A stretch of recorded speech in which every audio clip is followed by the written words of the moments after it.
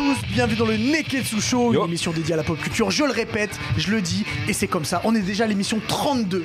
C'est fou ce que ça passe vite. C'est fou ce que ça passe vite. Face, comment tu vas? Ça va, Ivory Nakama? Mais impeccable. Alix, alors, j'ai pas vu qu'il y avait Drake sur ton t-shirt. T'as écrit quoi? I only love my bed and my mama. I'm sorry. En référence au son. C'est pas tellement ça normalement. accent, C'est lui qui pleure dans ses chansons normalement. Exactement. Ouais. Mais tu vas bien, sinon? Mais ça va très très. J'adore ton t-shirt. Ouais, merci. C'est un pink sweat, un mec que j'ai découvert. Hubert, sache que pas du tout. t'es de plus en plus beau.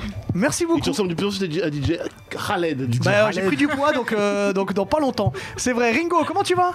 Bah ça va, je suis toujours championne en titre, j'ai gagné la semaine dernière, ça me fait plaisir. Elle me fatigue cette personne. J'aime le répéter quand Alix est là. Pierre, est-ce que tu as tué quelqu'un cette semaine? Pas cette semaine. Pas cette semaine. Peut-être la semaine prochaine, on verra. C'est mieux, j'ai pas envie de te dire. Diff n'est toujours pas là, toujours en protocole Covid, on l'aura la semaine prochaine. J'en profite aussi pour faire un petit coucou à mon ami Willy Denze qui lui aussi a eu des problèmes. Grosse force à toi, Willy. Je lui envoie un coucou. Et à tous ceux qui ont malheureusement des problèmes avec cette affreuse maladie. Faites attention, c'est pas des lol. J'avais envie de dire c'est pas des lol, on le dit pas assez. Alors aujourd'hui, on va inaugurer quelque chose. Puisqu'on fera le conseil de classe de Kakashi. Donc je vous expliquerai tout à l'heure. On parlera aussi de Steven Spielberg, voir quel est son meilleur film, ou plutôt notre film préféré de Steven Spielberg. Il y aura évidemment le Sharingan, Nani, le Zizi Dur, bonus stage. Mesdames, messieurs, si vous êtes prêts, eh ben le Neketsu Show, c'est parti. Ah, Jimmy.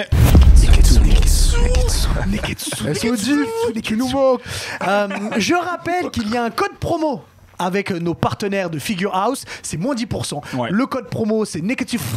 Neketsu FR, on va vous l'afficher. Si vous tapez ça, il n'y aura pas les moins 10%. Voilà. Il n'y a que de la qualité sur la boutique Figure House. Et exactement, c'est super ce qu'ils font et on les salue. All Might toujours puissant. All Might, toujours le paquet au top. Toujours le paquet. C'est All Might. Il est comme ça. C'est important de le préciser à chaque fois, vraiment. All Might, le paquet au top. C'est comme ça qu'il arrivera chez vous. En vrai, c'était peut-être ça son plus ultra. Exactement, c'est ça. Ça n'est peut-être en attendant de le découvrir, on commence évidemment avec le Sharingan de Face. Moi, de quoi Bah oui, c'est à toi, parce que c'est toi, Face. Cette semaine, je vais vous parler de mon coup de cœur du mois. Franchement, c'est un manga. Du mois, parce que du coup, vu la quantité de mangas que je lis, c'est vrai. Je suis obligé d'avoir un coup de cœur chaque mois. C'est un manga qui s'appelle Elio le Fugitif. C'est un manga de Hosokawa Masami. C'est sorti le 7 avril dernier, d'accord ? Et c'est disponible aux éditions Glénat. Il faut savoir qu'il y a 5 tomes au total, donc c'est fini, la version originale est finie au Japon. Okay. D'accord, ici on est au tome 1, le tome 2 sortira le 2 juin prochain. Et je vais vous plonger au XIVe siècle dans le royaume de Castille. Alors le royaume de Castille, c'est l'Espagne aujourd'hui, c'est l'Espagne aujourd'hui. On va retrouver donc Elio, c'est un jeune homme de 18 ans qui est enfermé depuis ses 15 ans dans la pire prison du royaume, la prison d'Eldorado. Ok. Et en fait, pour pouvoir sortir de cette prison-là, il y a une seule condition, c'est de gagner 1000 combats. Parce qu'en fait, dans cette prison-là, les détenus entre eux s'affrontent. Okay. Et si tu veux sortir, il faut que tu gagnes 1000 combats. Putain. Et Elio, en 300 ans, c'est le seul à avoir gagné les 1000 combats. Ok.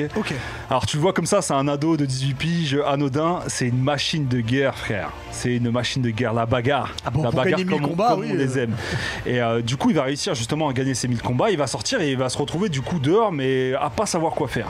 Et c'est là où il va faire la rencontre du coup, que j'écorche pas son prénom, c'est Lara, qui est une jeune noble, d'accord, on va appeler ça comme ça. Et il y a un complot contre Lara elle va être accusée en fait d'un crime qu'elle n'a pas commis, excusez-moi, d'accord. Et du coup, elle va se retrouver avec le truc autour du cou, je sais plus comment on appelle ça. Elle est accusée donc à tort, je te disais, d'un meurtre. Elle a 2 doigts de la mort. Et Elio, il va la croiser et il va la sauver. Il va pas la laisser dans le pétrin. Du coup, il va la sauver et il va se retrouver contre les forces de l'ordre. Et c'est là que prend le sens du mot Elio le fugitif. Il va être en fuite, d'accord. Et là commence leur aventure. En fait, il faut savoir que Lara, elle a toute une histoire autour de son identité réelle parce qu'elle-même ne le savait pas. Donc je vais pas vous spoiler, je vous donne juste quelques détails. Et du coup, ils vont se retrouver pourchassés par la police et par des tueurs à gages. Ok. Et je m'arrête là pour le pitch. C'est un manga qui est sombre, je vous dis franchement, c'est gare. Ça se tape, il y a du sang. Et ce qui est bien, c'est que tu as une dualité parce que Elio, c'est vraiment un mec genre ultra avenant. C'est une lumière, tu vois, le mec. bienveillance, il est ultra avenant, alors que le manga il est ultra sombre. D'accord. Et franchement, je te dis, c'est mon coup de cœur du mois. Allez checker ça, excusez-moi. Elio le fugitif disponible chez Glénat. Et le tome 2, du coup, je vous disais, sort le 2 juin prochain. Hubert, si tu me permets, j'ai juste Vas-y. 2 questions en une. Ouais, La dis-moi. première, c'est est-ce que dans les 1000 combats, c'est 1000 combats, Ouais, 1000 combats, ouais. Est-ce qu'il a affronté Pierre, le héros Ah, Pas Je pense pas, parce qu'il serait pas là. il aurait pris un coup de chasse. Et la deuxième chose, c'est que j'ai l'impression de voir un pantalon velours côtelé, là. pour le- Exactement. C'est pour ça que c'est son coup de cœur. Voilà, c'est mon coup de cœur. je vais dire. Donc il y a 5 tomes en tout. hein. Ça Ouais, un peu c'est à fini au Deadman Japon. Wonderland, La version originale est finie au Japon, donc ça se finit en 5 tomes. Diff l'aurait kiffé parce que lui il kiffe les mangas courts. Ouais. Donc profitez-en, le tome 1 est disponible, le 2 sort le 2 juin prochain et c'est chez disponible aux éditions Glénat. Eh bien, merci beaucoup, Face. Merci, je vous en prie les gars. J'aime beaucoup tes lunettes, au fait. Je sais pas si je te l'avais dit, mais Je suis en j'aime mode beaucoup tes Clark lunettes. Kent. Ils Alors- ont dit ça dans le chat en plus. Ah ouais. Voilà. Et encore, vous l'avez pas vu sur sa casquette. Alors, Saison 3, un saison jour, 3. un jour. RDV saison 3. Alors, comme je vous l'ai dit en intro, on va inaugurer quelque chose. Voilà, on fait un test. On va faire le conseil de classe de Kakashi. Alors, pourquoi Kakashi? Parce qu'il fallait commencer avec quelqu'un, clairement. Et puis Kakashi, bon, normalement, c'est un personnage que tout le monde aime bien, normalement. Et conseil de classe, c'est voir qu'est-ce que Kakashi vaut vraiment sur ses ratés, sur les choses qu'il a réussi. Est-ce que c'était un bon sensei? Est-ce que c'est un grand ninja? Est-ce que c'est un bon Hokage? Enfin, voir tout un tas de choses. Donc, l'effet marquant, les loupés. Je vais peut-être me permettre de commencer. Vas-y, let's go dans ce Parce que Kakashi, moi, c'est quelqu'un que j'aime énormément. C'est que tu le portes dans ton cœur. Ouais, je le porte dans mon cœur, Kakashi. C'est un vrai gars. Plus que Goku. Non, mais il y a personne dans mon cœur plus que Goku. D'accord, très bien. Même All All Might, il est deuxième.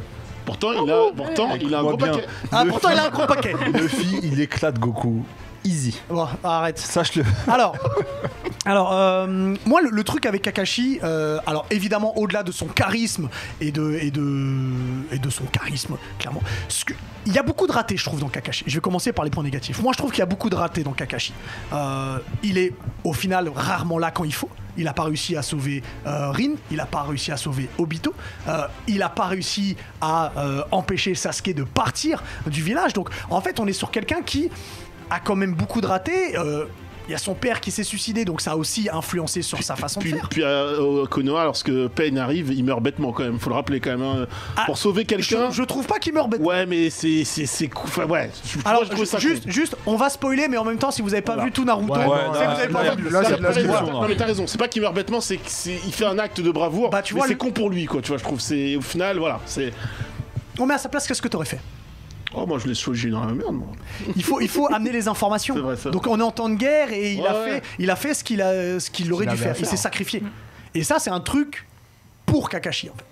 C'est un truc qu'il a fait. Après, ce que j'aime énormément chez lui, c'est que en combat, par contre, tu peux compter, c'est la preuve, tu peux compter sur lui à n'importe quel moment. Il sait analyser toutes les situations. Il est capable de se battre contre tout type de chakra. Et il sait reconnaître quand un personnage est plus fort que lui aussi. Il le dit très rapidement. Exactement. Moi, je trouve pas qu'il y a pas mal de ratés. Ah ouais. Déjà, c'est un personnage qui est ultra complet dans l'univers Naruto. C'est l'un des plus complets parce que déjà son histoire, elle est hardcore. Elle est même plus hardcore que celle d'Itachi, presque. Elle est au même niveau pratiquement. Itachi, il a dû tuer son clan. Quoi. Ouais, je suis d'accord, mais lui, par exemple, déjà, il perd sa daronne jeune. Ensuite, son daron, il se fait renier par Konoha, il se suicide. Derrière, il intègre. Alors qu'il a fait une bonne action. Alors qu'il a fait une bonne action. Derrière, il perd son meilleur ami, il perd son meilleur pote, qui devient Obito, du coup, qu'on connaît. Il est forcé de tuer la meuf qui est amoureux de lui, sans faire exprès, entre guillemets. Il a une histoire quand même qui est très sombre, hein, qui est très mais dark. ça, je suis d'accord. Qui Ouais, est bien très, sûr. très dark. Et du coup, moi, je trouve pas qu'il y a tant de loupés que ça. Enfin, je vois pas où il y a des loupés sur Kakashi, quoi. Ne serait-ce que Sasuke, il a pas réussi à le retenir. Ouais, mais ça. Ouais, mais en même temps, est-ce que, tu vois, c'était son rôle de le retenir? Est-ce qu'il a bien développé Naruto? Alors Ah oui, oui, c'est Jiraiya. c'est son Oui, maître. Si. Ah bon, qu'est-ce qu'il a appris à Naruto alors? Non, mais je parle de Face quand il a dit est-ce que c'était son rôle de. Ouais, c'est son quand sensei, même, c'est son mais- sensei, c'est celui qui. Alors, Bah ouais, je en suis plus, pas- c'est vraiment. Il l'a pris sous son aile, il lui a appris ses propres techniques. Je suis pas d'accord avec Ah, il a toi. appris Alors, le Sharingan, je suis pas d'accord avec le Chidori. Voilà, mais je suis pas d'accord avec toi quand tu dis qu'est-ce qu'il a appris à Naruto. C'est vrai que c'est Jiraiya qui a permis à Naruto de devenir fort, maîtriser le mode ermite. Ça, sur le côté ninja pur. Sur le côté mature, être capable de diriger diriger une je suis équipe, d'accord. Oui, de oui, bosser en équipe, d'arriver à concilier les caractères des uns et des autres. Enfin, la voix du maître et du sensei, ce que devrait être... En fait, sans l'être, il a montré aussi à Naruto ce que c'était aussi qu'être Hokage, d'avoir des responsabilités et de gérer une équipe. En fait, c'est cet exemple-là un peu paternel aussi qu'il a eu. Moi, je trouve pas. Moi, je trouve que si, honnêtement. Alors, il y a... aidez-moi, il y a aussi son premier sensei... Iruka. Bah, tu vois, Iruka, je trouve qu'il y a eu beaucoup plus d'influence d'Iruka que de Kakashi. Iruka, c'est celui qui a mis un coup de pied aux fesses à Naruto pour qu'il avance dans la vie, mais celui qui l'a formé à devenir un homme, pour moi, c'est... Ah bah non, c'est Jiraiya. Il n'y a pas que Jiraiya. Il n'y a pas que Jiraiya. Non, je suis pas d'accord. Moi, Kakashi, il a formé Naruto. Kakashi, il a formé Naruto, frère. Bah juste déjà, à sa façon, il a Kakashi, formé. le premier truc quand il a l'équipe 7 devant lui, c'est l'épreuve des clochettes. Ouais. Direct, premier truc qu'il leur enseigne, c'est vous devez être coordonnés, vous travaillez ensemble. Vous devez travailler ensemble. Déjà, c'est le premier truc qu'il a appris à l'équipe. Bon, après, ça, c'est autre chose. Et donc, juste pour te couper, c'est-à-dire que le premier contact qu'il a eu avec Naruto, c'est un doigt dans les fesses. C'est ça, il a dit ça. C'est une façon... Ouais. Voilà, non mais c'est tout, continue. Il est allé au fond de Naruto, tu vois, tout de suite. Donc il a vraiment enseigné des trucs à Naruto. Pour moi, dans Naruto, il y a Naruto et il y a Kakashi. C'est l'histoire de Naruto et c'est l'histoire de Kakashi aussi. Parce que comme t'as dit, Face, il a eu une histoire sombre, il revient de loin. Les deux sont en parallèle. Et les deux sont en parallèle, en fait. Surtout que Kakashi, il a une responsabilité, c'est que Naruto, c'est le fils de son sensei. Exactement. Qui était Hokage et que Naruto, c'est le futur Hokage. C'est pas juste le paysan du coin qui l'enseigne. Ah non, mais ça, attendez, j'ai pas dit ça. C'est là où ça peut pas être un raté, parce que Sasuke, c'est une histoire de revanche. Naruto, lui, le village, il est rejeté par le village. Il est quand même le réceptacle de Kyuubi. C'est peut-être même plus dur quelque part pour Kakashi de gérer Naruto que de gérer Kakashi dans un premier temps. Kakashi, dès qu'il a la possibilité d'être perverti par le pouvoir, il part et tu mets n'importe quel autre sensei à sa place, il aurait pas pu le retenir. Par contre, gérer Naruto, gérer la frustration, faut aussi se souvenir après, parce que moi je t'ai coupé Ringo, mais le fameux combat où ils s'affrontent et en fait Sasuke se rend compte que Naruto est plus fort que lui lorsqu'il et que Kakashi intervient pour les séparer. Ah oui, d'accord. C'est aussi le moment où Kakashi fait comprendre à Naruto aussi, tu as grandi, tu as step up. Mais voilà, il va falloir que tu... C'est aussi le moment où on voit que Kakashi n'a pas réussi à gérer les égos de chacun. Je suis pas d'accord non plus là-dessus. Ah bah si. Sasuke, il est porté par autre. Sasuke, c'est différent. Sasuke, il est porté. En fait, Sasuke, il prend véritablement, on va dire, le seum parce que lui, son optique, c'est d'être plus fort que son frère pour le tuer. Et le fait de voir Naruto plus faible que lui devenir plus fort, lui, il voit pas en fait le rôle de Kakashi, c'est de faire en sorte que tout le monde s'entende aussi dans son équipe. C'est ce que je te dis. Ça aurait été un échec pour n'importe quel autre sensei en fait. Ouais, personne peut gérer Sasuke. En tout cas, c'est tombé sur lui. Par contre, gérer Naruto, c'était pas aussi simple que ça. Moi, je trouve que Kakashi, après Kakashi, attends, c'est pas n'importe qui Kakashi. Ouais. Tu vois, donc s'il y a quelqu'un qui était capable de faire ça, c'était lui. Bah, pour moi, et au final, il a pas réussi. Pour moi, Kakashi, c'est le maître de la première partie de Naruto, c'est lui, hein. Vraiment. Hein. Parce que même avec Shippuden, lorsqu'ils partent à la. Mais du coup, dans la première partie, qu'est-ce qu'il apprend à Naruto? Déjà, il lui apprend à gérer son chakra quand il marche sur les arbres et tout. C'est très important. Attention, ça, c'est des bases. Je suis désolé. Si Naruto y arrive, c'est parce qu'il a demandé à Sakura. Oui, mais c'est qui leur enseigne de base cette technique? C'est qui l'a enseigné à Sakura de base? Moi, je trouve que Kakashi, c'est le maître de la première partie de Naruto. À part à perfectionner après. En fait, pour moi, il lui a appris les bases qui vont le permettre de se développer ensuite. Parce qu'il faut savoir que c'est Kakashi qui l'aide pour le futon après. Bien sûr. Oui, en deuxième partie. Voilà, dans la deuxième partie. Je suis d'accord. Donc, on peut pas dire qu'il lui a rien appris. Ça, c'est faux, je pense. Pour la gestion du multiclonage aussi, qui est une technique interdite. C'est ça. Il va le conseiller. Il n'y a pas que ça. Il lui explique énormément de choses. Les invocations. Les invocations, c'est pas lui. Non, mais les premières invocations de Grenouille. Avec Pakun, les chiens. Avec Pakun. Ah, d'accord, mais c'est pas ce que j'allais dire. C'est pas lui qui l'a appris à maîtriser les invocations. Non, mais la première invocation, c'est. Il lui a montré. Donc c'est important. Ouais. Bah oui, c'est important. Mais après, le truc, c'est que tout à l'heure, tu parlais de Iruka. Le truc, c'est Iruka, en fait, pour Naruto, c'est un père. Ouais, voilà, c'est la figure paternelle. Donc, en fait, c'est la figure paternelle. Ensuite, dans tout ce qui est évolution en tant que shinobi, Kakashi. En tant que, pas en tant que puissance, parce que ça c'est Jiraiya, même si Kakashi a mis les bases, mais c'est Jiraiya ensuite qui a fait tout le boulot. Mais en tant que le mental d'un shinobi, comme on doit être un shinobi, c'est Kakashi en fait qui a fait ça. En vrai, c'est pas Jiraiya qui lui a inculqué. Non, Jiraiya, il y avait déjà toutes ces bases et Jiraiya est revenu là, mais c'est surtout la puissance. Souvenez-vous, au tout début de Shippuden, Kakashi et Naruto marchent ensemble. Et t'as vraiment le côté... Quand ils vont chercher Gaara, T'as vraiment le côté le maître avec l'élève, et même si Kakashi lui dit oui, t'es un peu turbulent, etc., Naruto... Écoute, pour moi, je suis d'accord avec Ringo. Kakashi, c'est le mental, la vie du shinobi, comment penser. Jiraiya, c'est la technique, comment se battre. C'est ça. Vas-y, je t'en prie. Juste pour dire, depuis tout à l'heure, on parle de Kakashi, enfin Naruto, etc. Faut pas oublier que Kakashi aussi, c'est quelqu'un qui a vécu un traumatisme quand il était plus jeune. Tu parlais de Lin d'ailleurs, avec Obito, et surtout quand Obito revient. Je vais aller au plus loin que ça, moi, en fait. S'il n'y a pas Kakashi, il n'y a pas Gai Sensei. S'il n'y a pas Kakashi, il n'y a pas Obito. On est d'accord? Ouais. Donc tu vois, il a un... T'es sûr que s'il n'y a pas Obito, c'est pas plutôt s'il n'y a pas Obito, il n'y a pas Kakashi? C'est pas plutôt non, parce que Obito justement, qui a influencé Kakashi, sur Kakashi. comment il était dans son enfance, comment il était, c'était pas par rapport à Obito. C'est-à-dire Kakashi, il a totalement changé après Obito. Ouais, ça c'est vrai. Non, t'as pas compris ce que je veux dire. C'est que si Obito s'est créé, c'est parce qu'il a vu au moment où il s'est fait ressusciter par Madara quand il est devenu méchant, tu veux dire. Voilà, exactement. Okay, d'accord. Obito, c'est pour moi. Ok, d'accord. Là-dessus, je comprends. Et voilà, pour moi, il y a pas de Obito avec le masque s'il y a pas Kakashi. Ça c'est d'accord. Et pareil pour Gai Sensei, donc pas de Rock Lee également, tu vois. J'aimerais qu'on passe, parce que là, on est sur les points négatifs, mais il a beaucoup plus de points positifs, on va pas se mentir. J'aimerais qu'on voit un peu les points positifs en tant que ninja, en fait. Tu vois, qu'est-ce que, par exemple, Alex, qu'est-ce qui t'impressionne le plus chez Kakashi en tant que ninja? Sa lecture du combat. C'est-à-dire que moi, ce qui me surprend, c'est que quand tu vois un peu, des fois, Naruto, Sasuke, pourtant Sasuke, c'est un génie dans le manga, en tout cas présenté comme ça, même quand l'adversaire est plus fort, ils vont quand même y aller confiants de leur force jusqu'à ce qu'ils reconnaissent que c'est compliqué. Kakashi, le combat démarre, il dit frérot, c'est au-dessus. Et à plusieurs reprises, il sait l'admettre, il sait être à sa place. Par exemple, Madara, à ce stade-là, on peut pas l'affronter, il est trop fort pour nous. Sasuke, il m'a dépassé, il le reconnaît à plusieurs reprises dans le manga. Et ça, je trouve son analyse, sa lecture du combat, sa science, je la trouve extraordinaire. Après, le côté ninja copieur, je dis pas que c'est un gadget parce qu'il est pas important, mais c'est presque un bonus qu'on te sert tout de suite. Moi, c'est vraiment l'analyse en me disant, ah ouais, c'est rare qu'un mec soit aussi lucide sur ses forces et sur ses faiblesses. C'est vrai, il se connaît parfaitement. Il se connaît parfaitement, et surtout, il prend le temps d'analyser en combat, de comprendre. En fait, il a toujours un plan. Toujours un côté calme, il est froid dans il panique pas. Voilà, il panique pas. Je suis d'accord. Il panique pas. Quand Pain arrive et que tout explose, il est pas au top. Il est pas serein. Mais si tu regardes comment il stoppe pour éviter que Iruka se fasse tuer, il arrive, il a quand même une main dans la poche. En fait, c'est très détendu. C'est très rare qu'il pète un peu pas qu'il pète les plombs, mais qu'il perde un peu les pédales. Mais c'est d'ailleurs jeune, on l'a vu, il était beaucoup moins sûr, calme. C'était une façade, etc. Là, vraiment, c'est le Kakashi poker face tout le temps, quoi. Ça, j'aime bien. D'accord. Je suis d'accord. Maintenant, j'ai une petite question. Alors, je pense qu'on sait tous qu'un ninja, il est extraordinaire. Quand il a plus son Sharingan, moi, ce que j'aimerais savoir, c'est comment vous évaluez un Kakashi sans Sharingan. Est-ce que il est toujours aussi fort en sachant qu'il y a des techniques qu'il peut plus maîtriser?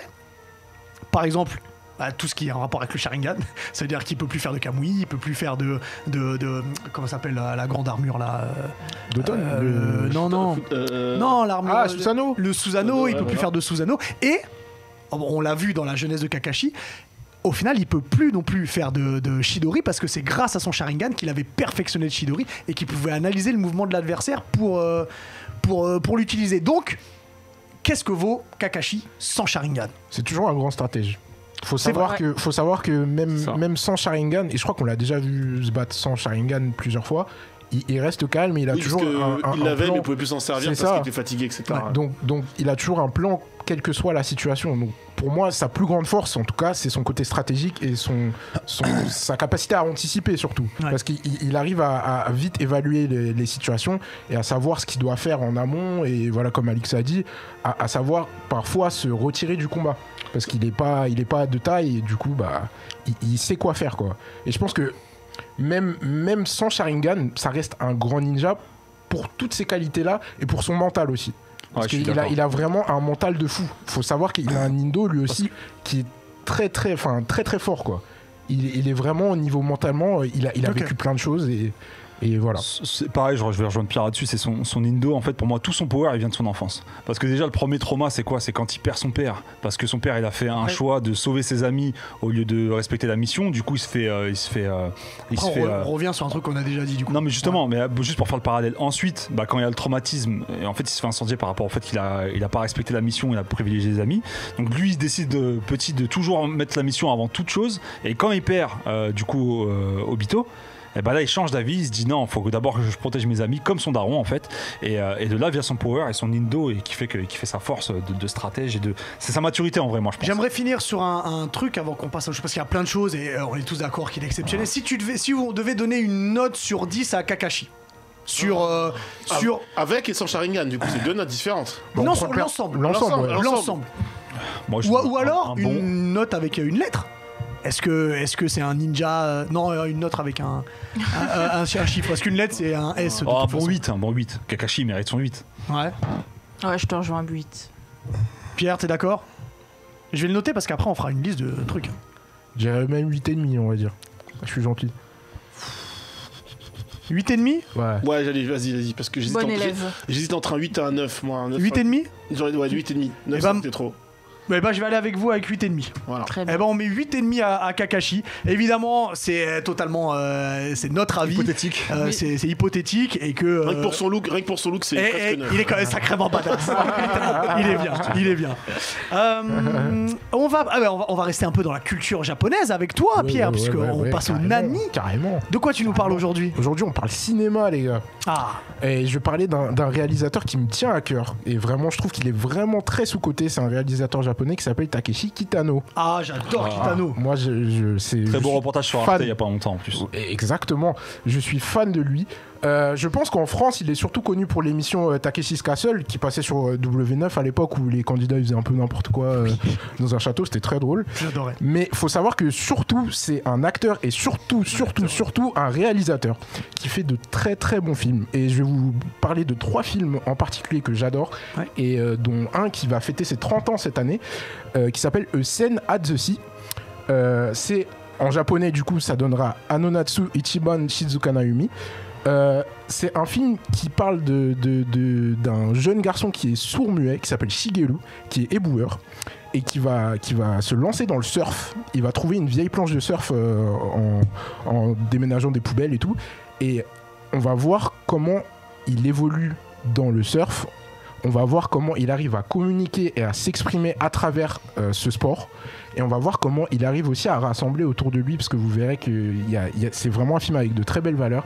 Et je trouve que c'est vraiment des thèmes importants, parce que le sport arrive à nous rassembler malgré nos différences. Et je trouve ça très très beau. Et c'est vraiment ce qu'il a voulu exprimer dans ce film-là. Donc je trouve que c'est vraiment un film à voir absolument. Ok. Vraiment. Ensuite, je vais parler de Hanabi. Hanabi, ça c'est son classique vraiment. Mais oui, je pense que presque tout le monde l'a vu. Hanabi, c'est un film très noir, c'est dans sa spécialité, c'est le film de Yakuza, un peu policier aussi. Ça parle de Nishi, c'est donc un ex-policier qui va prendre sa retraite subitement et qui va braquer une banque afin d'aider sa femme, en fait, de lui offrir un dernier voyage parce qu'elle est mourante. C'est un très très beau film, beaucoup plus noir que l'autre, parce que ça parle, il y a pas mal de violence et tout dedans, mais c'est un très très beau film, un film très humain. On voit la relation avec sa femme qui est absolument extraordinaire. Ils parlent pas beaucoup, mais ils se comprennent, il y a des regards, il y a des trucs, c'est magnifique. Et voilà, c'est un classique de Kitano, il a gagné pas mal de prix et je trouve que c'est vraiment un film à voir absolument, vraiment.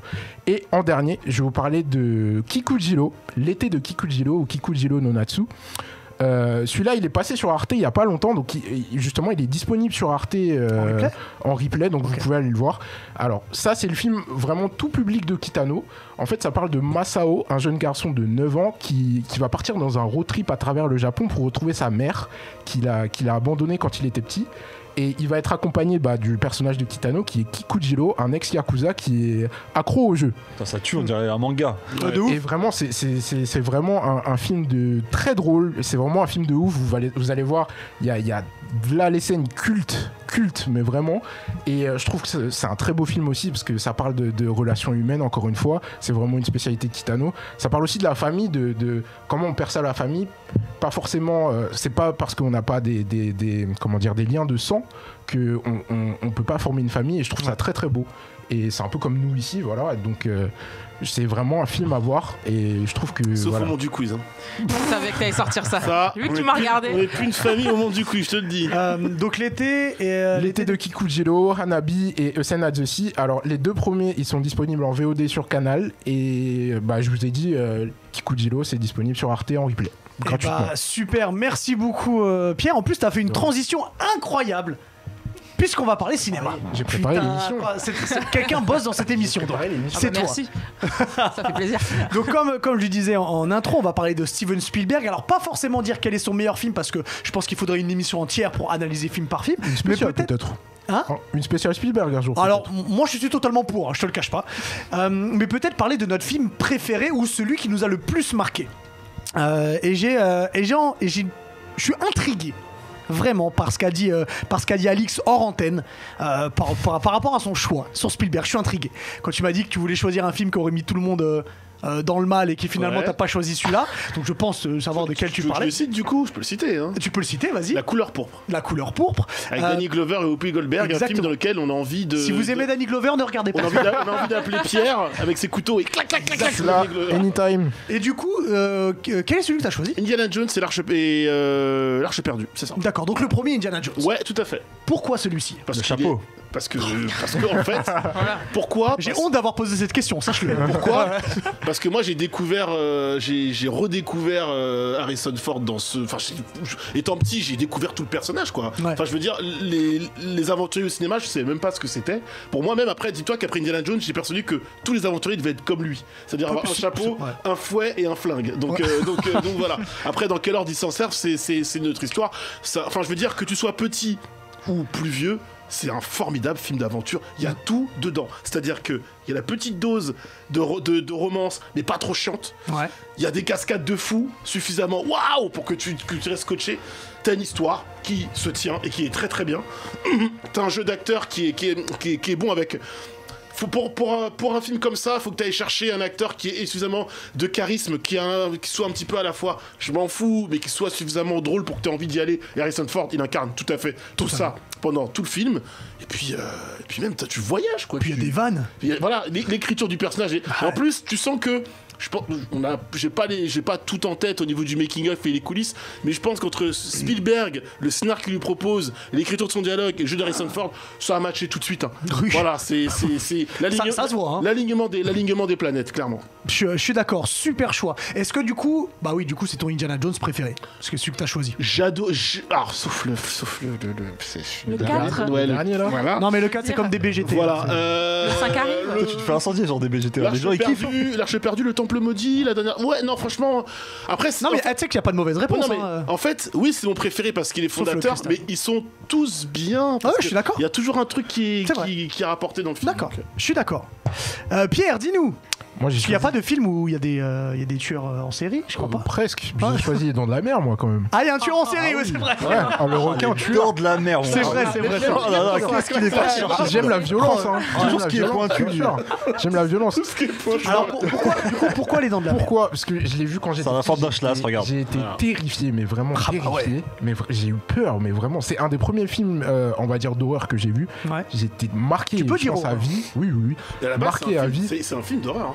Ah oui, c'est un film d'horreur. Et j'aime beaucoup ce film aussi parce que faut savoir que ce film il a fait beaucoup pour le cinéma en général, hein, parce que c'est le premier, on va dire, blockbuster américain, parce que avant Les Dents de la Mer, ils avaient jamais vu un film qui a fait autant de recettes, qui a coûté aussi cher et qui a amené autant de monde à regarder les films au cinéma et tout. Donc je trouve que c'est vraiment un film très très important pour le cinéma en général, pour la culture. Et l'OST, John Williams, Classique. je crois que c'est peut-être l'OST la plus connue de tous les films ever, peut-être. avec Star Wars, avec. De toute façon, tous les films de Spielberg, parce que Indiana Jones, parce qu'avec Mais d'autres. c'est ça, mais l'OST, franchement, t'entends l'OST, t'as peur. C'est pas la première fois que t'as un film d'horreur avec un animal mis en avant, je crois. Exactement, que c'est la première fois, mais ça a été un film révolutionnaire aussi, parce qu'on n'avait jamais vu de film comme ça dans l'eau, avec des effets spéciaux, pour l'époque, aussi poussés. C'est vraiment, ça a été une révolution. Il est angoissant, il est très angoissant. Et moi, ce que j'aime beaucoup, peut-être que t'allais dire, moi ce que j'aime beaucoup, c'est, après c'est Spielberg et c'est son aussi génie créatif, c'est que en fait, pendant tout le film, on te tease l'arrivée du requin. Et le requin, tu le vois pas beaucoup. Pendant tout le film, tu le vois pas. Et quand il arrive, en dernière minute, c'est ça. C'est incroyable. Donc en fait, il fait monter le suspense, il fait monter l'angoisse. Et bam, t'as le requin qui arrive. C'est super fort. J'adore ce film. C'est très important pour moi. C'est là où tu rejoins en fait ce qu'il disait, c'est que ça établit des codes même pour le film d'horreur et le film de suspense. C'est-à-dire comment tu tiens les gens pendant 2 heures devant un écran, alors qu'en fait ils vont voir 30 minutes. Vraiment l'objet de leur peur, quoi. C'est ça. Je suis d'accord. Super choix. Qu'est-ce que tu as choisi, ma chère Ringo? Bah moi j'ai choisi du coup un film dur, mais c'est pas la couleur pourpre, donc du coup vous doutez de c'est lequel. C'est La Liste de Schindler. 3 heures. Alors La Liste de Schindler, oui. C'est vrai que tu rigoles pas beaucoup dans La Liste de Schindler. On se marre moyen. Non, pas top. Donc ouais, comme a dit Pierre, faut s'accrocher, c'est quand même 3 heures. Non, mais 3 heures et quart, 3 heures et demie, je sais plus exactement. Un peu plus de 3 heures. Bon, vous avez regardé Justice League 4 heures, donc c'est pas 3 heures qui vont faire peur. Mais c'est un film dur à regarder. Déjà juste avec son esthétique, ça se voit tout de suite. C'est pas que sur la photo, c'est un film en noir et blanc complet. Faut savoir c'est un choix de Spielberg d'avoir fait un film en noir et blanc, parce qu'il voulait vraiment se rapprocher de l'aspect documentaire, parce que toutes les images. Est-ce que tu peux peut-être rappeler à tout le monde de quoi parle La Liste de Schindler? Ouais, bien sûr. Bah du coup, ça vient d'un roman déjà. J'ai plus le nom de l'auteur en tête, je suis désolée, mais ça raconte l'histoire de Oskar Schindler, une histoire vraie, je tiens à le préciser, qui durant la Seconde Guerre mondiale a sauvé des centaines, il me semble même plusieurs milliers, je sais plus exactement, mais en tout cas des centaines de juifs des camps d'extermination, dont le plus célèbre Auschwitz, en les faisant travailler dans son usine. Et du coup, c'est un film extrêmement... Du coup, juste avec le pitch de départ, vous sentez que c'est un film pas très très joyeux.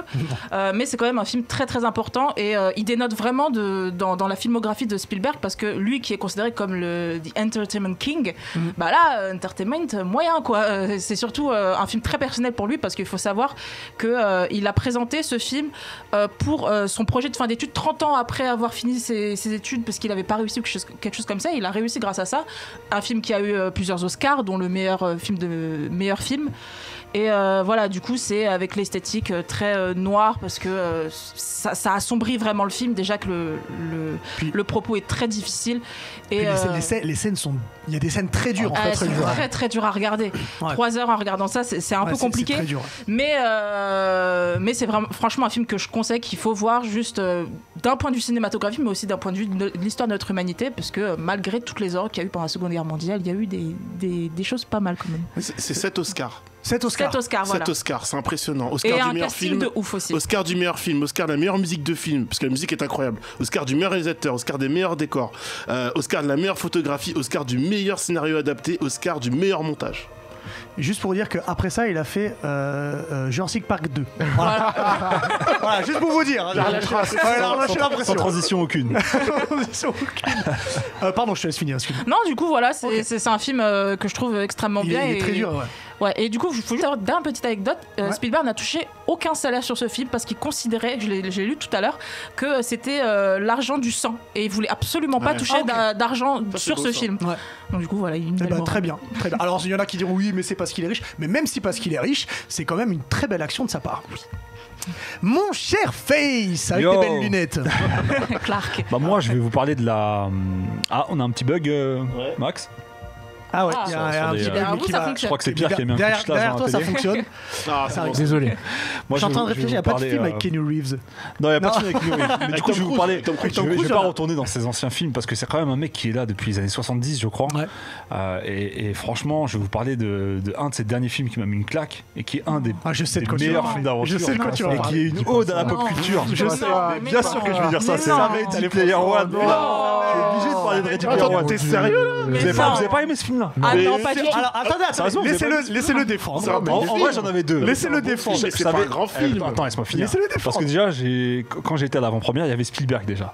Déjà, c'est quelque chose de. À mon avis, Déjà, il y a une expérience, tu vois ce que je veux dire ou pas il y avait une expérience. Et à la base, je voulais choisir le Terminal, parce que je savais que vous alliez choisir tout ça. Le Terminal, j'ai kiffé moi avec Tom Hanks, c'est vraiment décalé. Et Ready Player One, ouais, j'ai vraiment bien aimé le pitch, le scénar, toutes les références qu'il y a à la pop culture. Et en plus, il y a un côté One Piece dedans. Il y a un côté One Piece, je te jure, je vais vous dire pourquoi. One Piece dans tout. Non, mais écoute, souviens-toi du pitch. C'est-à-dire que on est en 2045, je crois. Le monde est au bord du chaos et les êtres humains ils se réfugient dans l'Oasis. On est d'accord. Qui a été créé par l'Oasis, qui est créé par comment il s'appelle le mec là, James Hallyday. Ok. Et James Hallyday avant de mourir, il fait quoi? Bon bah les gars, j'ai caché mon trésor dans l'Oasis. Celui qui le trouve, on est d'accord ou pas? Le meilleur. C'est pris pour Goldie Roger. C'est où Grand Line là? T'es le meilleur. Incroyable. Non, le gars, c'est pris pour Goldie Roger, frère. C'est pris pour Goldie Roger. Mais non, j'ai bien aimé. Mais le film est bien. Le film, en plus, quand tu le vois au ciné, c'est incroyable. Ça te met un stéréotype de pop culture. Ouais, mais moi je trouve que ce film a fait du bien en fait. Ouais. Moi, m'a fait du bien quand il est intergénérationnel. Parce que quand t'as grandi dans les années fin 80, 90, et bah il y a plein de trucs. Ouais, mais ça me rappelle ça. C'est un cliché du jeu vidéo, je trouve. Alors, malheureusement. Je trouve aussi, mais. Alors, moi, j'aurais pas mis dans mes films préférés de Steven Spielberg, mais il m'a fait du bien et je suis pas ressorti du cinéma déçu. Frère, quand tu vois le personnage là qui s'appelle Artemis qui débarque avec la moto d'Akira, c'est quelque chose. C'est quelque chose quand même. Il y a des pour un trucs. mec, franchement, pour un réalisateur qui est là depuis les années 70. Franchement, faire ce genre d'œuvre-là, je trouve que c'est pas mal, quoi. Donc voilà, je préférais pas me replonger dans ses anciens films et prendre Ready Player One. Ok. Et moi je savais direct. Hein. Moi c'est un film que j'aime. Tu sais quand tu m'as demandé mes films préférés de tous les temps. T'as pas répondu d'ailleurs. J'ai pas répondu, mais celui-là il serait dans le top 5. C'est sûr et certain. Très bien. C'est Jurassic Park.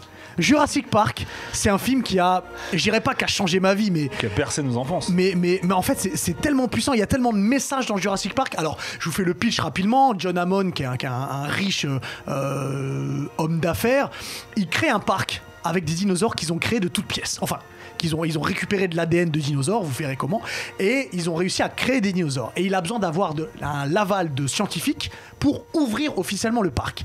Donc il va chercher des scientifiques, il va chercher une espèce d'Indiana Jones en la personne de Grant, et deux autres personnes, et ils vont... Évidemment, dans le parc, rien ne se passe comme ça devait. Mais il y a plein de choses qui sont fortes. Déjà, cette arrivée dans le parc et quand tu vois les brachiosaures pour la première fois, je me souviens quand j'étais au cinéma et que je l'ai vu, c'était incroyable parce que on parlait d'effets spéciaux sur les Dents de la Mer.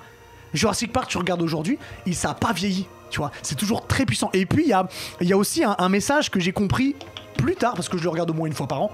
Il y a un message que j'ai compris plus tard, c'est un film qui est très féministe dans son approche, puisque tous les dinosaures sont des femelles et ils sont censés ne pas pouvoir se reproduire. Et en fait, elles ont toutes trouvé le moyen de se reproduire, et c'est à cause de ça qu'il y a la merde qui arrive par derrière. Donc il y a ça, il y a aussi le fait que tout à l'heure on parlait de la façon dont il a teasé l'arrivée du requin. Là en fait pendant tout le film il nous tease l'arrivée des raptors. Et les raptors, en fait, on en parle dès le début. Tu les vois dans une espèce d'échographie. Tu vois un ongle de raptor. Tu vois il y a un raptor qui mange quelqu'un, mais tu vois pas le raptor. Donc ça tisse jusqu'à l'arrivée du raptor. Alors je parle même pas pour le tyrannosaure. Je trouve que c'est rythmé, c'est drôle, c'est bien filmé. Les caractères, ils sont tous, les personnes sont tous fortes dans leur rôle. Et c'est une réussite du début à la fin. Et puis la musique de John Williams. On parlait de musique légendaire. C'est extraordinaire ce film. C'est mon préféré de Spielberg et il est dans mon top 5 des films de tous les temps. Mais est-ce que tu valides Jurassic World? Tu vois, quand t'es dans l'exagération, top 5 des films de tous les temps. Dans mon top 5. Tu te doutes bien que les 4 autres films, il y a Tom Cruise dedans, sache-le. En tout cas, il y a Schwarzenegger. Non, mais moi, je suis d'accord avec Ringo. Cette trilogie-là originelle, et ce film-là en particulier. Alors, je parle pas de la trilogie. Il est important à tous les niveaux. Tu parlais notamment des effets spéciaux, la CGI, tout ce qui est utilisé a super bien vieilli aujourd'hui. Ça avait même une claque à d'autres films sortis bien après. Ça, c'est une autre histoire. Mais ce qui me gêne, c'est ce qui est fait autour de la licence aujourd'hui, en fait. Alors, c'est encore autre chose. Ça, c'est encore de côté. On est en train de dénaturer une belle œuvre, je trouve. Alors, je suis d'accord. Et pour répondre à ta question, Jurassic World, je trouve que le premier, même s'il est calqué sur Jurassic Park, était pas mauvais. Je dis pas qu'il était très bon, je dis qu'il était pas mauvais. Et j'ai pas forcément été déçu. T'as aimé Omar Sy, toi? Déjà, ça m'a fait plaisir de le voir. Oui, son rôle t'a plu? Bah, en tout cas, au moins après, il est là par la suite. Est-ce qu'il y a des films qui ressortent un petit peu sur Twitch? Non, parce qu'il y a eu pas mal de bugs, du coup on a pas mal de monde, mais Je suis choqué que personne n'ait pris Minority Report quand même.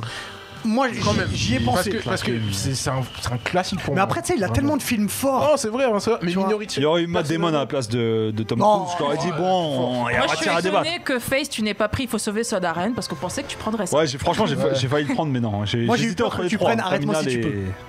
Non, bah, j'en ai déjà parlé, j'allais pas. Ouais, c'est vrai, c'est pour ça que Il est terrible, Arrête-moi si tu mais peux. non, mais je suis Même d'accord. Ready mais Player One, vous Moi, blaguez, surtout mais surpris que après, personne il ait cité E.T. quand même. Je déteste Non, E.T. E.T. Quelle Attends, horreur. Moi, j'aime E.T., hein, mais Téléphone maison, frère, on est le smartphone maintenant. si je dois regarder un film. Bref, passons au bonus stage. Passons au bonus stage. Sans transition aucune. Merci. Passons au Parce que bonus je vais stage. rebondir là-dessus, moi. Super. Bon courage. Ouais, merci. Et ben écoutez, pour le bonus stage, je vais vous parler d'un jeu que j'ai testé il y a peu de temps. On parlait de E.T., on va parler d'extraterrestres, évidemment, sans bicyclette, sans lune, tout ça, etc. On va parler d'Outriders. C'est soi-disant un des gros jeux du printemps. Et en réalité, bon, on a perdu Ringo. Ouais, Ringo, à l'ouest. Ringo, on l'a perdu. Vas-y, c'est ton moment. Dans Outriders, Montre-nous. on est tout simplement dans le futur. La Terre, vous en doutez, comme d'habitude dans la SF, la Terre déjà est en ruine totale à cause de la pollution, à cause de l'homme et puis à cause du fait que la Terre se meurt d'elle-même. Hein. Voilà. Donc du coup, ce qu'on appelle des Outriders, des soldats d'élite qui sont censés sécuriser des lieux inexplorés, montent dans un vaisseau spatial et atterrissent sur une planète, Enoch, qui doivent du coup pas forcément Comme le roi, ouais, mais je l'ai pas dit. Ouais. pas forcément coloniser, mais en tout cas voir si elle est viable. Et lorsqu'ils arrivent, évidemment rien ne se passe comme prévu. Il y a ce qu'on appelle une anomalie, une tempête qui soit tue, soit modifie, altère les particularités, les caractéristiques de chacun. Donc au départ dans le jeu, on crée son propre personnage, un avatar, etc. qu'on va diriger par la suite. Il est altéré, on le sauve en le cryogénisant, et avant de le cryogéniser, le but est d'envoyer un message à la Terre en disant on n'est pas sur Enoch, la planète n'est pas hospitalière. Manque de peau, le message n'arrive jamais. Lui est réveillé 30 ans après. Les terriens sont venus sur la planète Enoch et là c'est la merde. La Bérésina. Voilà, c'est-à-dire qu'il y a des humains qui meurent à peu près tous les jours, d'autres qui sont altérés. Les altérés se battent avec les humains, les altérés se battent entre eux. Bref, c'est un petit peu la bataille et la conquête de la planète. Il faut savoir que les humains sont altérés, mais les animaux aussi. C'est-à-dire que on va se retrouver à se battre contre des faucons qui vont être altérés, contre des sortes de monstres, des sangliers assez particuliers, même des cochons un petit peu sanguinaires. Bref, c'est plutôt pas mal parce qu'en fait, c'est un jeu, si vous connaissez un petit peu l'histoire de ce type de jeu, qui ressemble à Gears of War. C'est le côté, voilà, c'est ce qu'on appelle les jeux cover shooter, c'est-à-dire tu tires, tu te couvres, tu tires, tu te couvres. Sauf que ça ressemble aussi un petit peu à Destiny, avec ce côté, je loot, j'améliore mon équipement, je up mon personnage, côté donc RPG shooter. Non, looter shooter même. Mais en réalité, c'est le problème d'Outriders, c'est que c'est une très belle histoire. En soi, il y a un lore incroyable. Moi, j'ai déjà passé plusieurs heures dessus. Sauf que c'est hyper mal raconté. On est sur un jeu qui techniquement séquence tout. Tu veux prendre un ascenseur, écran noir, en 2021 les amis, séquence avec l'ascenseur, écran noir, tu ressors, pourquoi vous avez fait ça les gars, quoi, déjà, premièrement. Deuxièmement, la VF est catastrophique, les voix c'est pas Brigitte Lecordier qui est derrière, voilà. On salue Brigitte qu'on a croisée tout à l'heure. D'ailleurs, ça se ressent, Brigitte. On voit ton CV, s'il y a une mage ou un pack, c'est le moment. Brigitte, elle envoie pas son CV. Voilà, les gens viennent le voilà. Voilà, allez chercher Brigitte. Allez chercher Brigitte. Voilà. On rappelle que c'est Square Enix qui avait fait Marvel's Avengers notamment. Donc un jeu service, là ce sera pas un jeu service, dans le sens où il y aura pas d'amélioration du jeu à venir, peut-être des DLC, mais le jeu de base est tel qu'il est. Et surtout, c'est un jeu qui se joue en ligne. Donc déjà, il faut une connexion internet convenable pour jouer. Beaucoup de problèmes de serveurs, plus au moment où on se parle, mais au tout début du lancement du jeu. C'est un jeu qui se joue en coop à 2 ou à 3. Et en fait, c'est plus du tout un cover shooter, c'est plus un jeu tactique, c'est un jeu de bourrin. En fait, quand on joue à 3, déjà, on a des pouvoirs d'altérer, le feu, le temps, etc. Plusieurs pouvoirs qui. Les altérés, quand ils ont soif, ils sont. Oh non. Le mieux, c'est que tu termines. Je vais conclure rapidement. Vas-y. Et donc, du coup, au-delà. Je t'enlève un point dans le prochain quiz, sache-le. Au-delà de boire de l'eau, mon cher Fez, ce qui est très important. Parce que j'y pense depuis tout à l'heure. Évidemment, oui, je me doute bien. Du coup, ouais, c'est plus forcément un cover shooter. En fait, on est sur un jeu qui a pas vraiment d'identité. On est un petit peu entre Destiny, Gears, Borderlands. C'est dommage parce qu'il essaie de prendre le meilleur des trois, mais au final, bah c'est pas un bon mélange des trois à l'arrivée. Donc, est-ce que je vous conseille ce jeu? En ce moment, il y a pas grand-chose à se mettre sous la dent. Warzone, saison 3. Pourquoi pas, allez-y, mais voilà, en tout cas, si ce n'est pas le grand jeu qu'on nous a vendu, faut savoir que Trader, c'est un jeu qui a été annoncé depuis 2019, il y avait beaucoup d'enjeux autour de ce produit, et c'est une petite déception pour moi. Ça me fait penser à Anthem un peu. Non, mais Anthem, il est jamais sorti en réalité, quoi, voilà, alors que Outriders, il est sorti, il est jouable, donc voilà. Voilà, c'est tout. Voilà. Merci beaucoup, allez, j'en Merci, Alex. Et désaltérez-vous, évidemment, c'est très important. Très, très important. Et alors vous avez vu, il est pas là, mais il a travaillé, il a fait ses devoirs, puisque Diff va nous faire le zizi dur dès que Max va bien évidemment, j'ai du mal à parler, va nous envoyer la vidéo. Tu peux augmenter le son s'il te plaît, Max. Coronavirus!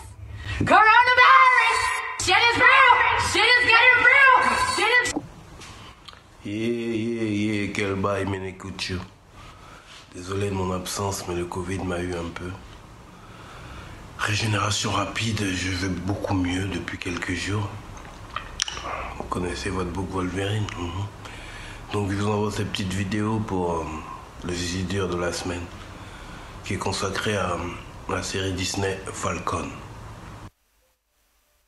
Donc on se retrouve dans cette nouvelle ère après Endgame. On voit Falcon qui a hérité du bouclier et Bucky qui est en pleine rédemption pour se rattraper de tout le mal qu'il a fait quand il était assassin. Et Falcon, il est bad moelleux. Il assume pas le bail, donc il décide de restituer le bouclier au gouvernement. Là, j'étais bad young. Et Bucky, quand il aperçoit, il est bad young aussi. Direct, il va gronder le bouc en lui disant « Hey mec, t'as rendu le bouclier alors qu'on en avait hérité. C'est pas correct. » C'est le chaos un peu, il y a des nouveaux terroristes qui font des attentats au nom de je ne sais quoi. Et parmi ces terroristes, il y a des super soldats. Donc que fait le gouvernement? Il fait appel à un nouveau Captain America. Falcon et Bucky, ils décident de s'unir pour combattre ces terroristes et récupérer le bouclier. Grosse cascade, gros casting. Il y a des rappels des Civil War, rien qu'avec la musique, avec des personnages qui reviennent. Non, c'est validé. Falcon. Là, la série touche à sa fin. Là, il reste peut-être 1 ou 2 épisodes. Mais allez voir Falcon, c'est 100%. Bah, je crois que je suis à jour aussi. Alors, je vais vous dire la vérité. Oui. Merci beaucoup déjà, merci beaucoup Diff. Mais Diff, je suis désolé, j'étais pas prêt pour la lunette et la perruque. J'ai fait que regarder comment t'étais, j'ai pas écouté du tout. Il parlait de The Falcon et le soldat d'hiver. Winter Soldier. Non, c'était Bruno Mars du Bénin qui parlait de Falcon. Le Bruno Mars de Cotonou. Bruno Mars. Après ça, il peut plus tailler sur le velours côtelé. Franchement, Diff, je veux que tu viennes comme ça en émission. Ah, il faut très qu'on fasse, Toutes les émissions comme faut ça. qu'on fasse une spéciale. Hein. En tout cas, merci beaucoup Diff, malgré le fait que tu sois malade, et je sais que tu seras là avec nous la semaine prochaine. Merci beaucoup Ringo, merci beaucoup Pierre, merci Alix, merci à toi Face, merci à Max qui nous a réalisé aujourd'hui, merci à vous sur Twitch et merci à vous aussi sur YouTube. Si vous voulez nous aider sur Tipeee, c'est avec un grand plaisir. Je remercie d'ailleurs, on remercie tous au nom de la Neketsu Team, tous ceux qui nous soutiennent déjà et qui nous aident à préparer la suite. Aidez-nous à partir au Japon. Voilà. Alors c'est pas S'il vous plaît. que pour ça, mais c'est aussi pour travailler. Des perruques pour Diff, s'il vous plaît. Et puis on se retrouve la semaine prochaine. À bientôt les ciao. Nakama. Ciao. Ciao.